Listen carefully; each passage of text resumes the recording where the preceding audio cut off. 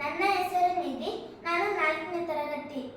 ನಾನು ಒಂದು ರಂಗಗೀತೆಯನ್ನು ಹಾಡುತ್ತೇನೆ. ಹಾಡು ಮೈಸೂರು ರಾಜ್ಯದ ದೊರೆ. ಮೈಸೂರು ಮೈಸೂರು ರಾಜ್ಯದ ದೊರೆಯೇ, ರಣಧೀರ ನಾಯಕ,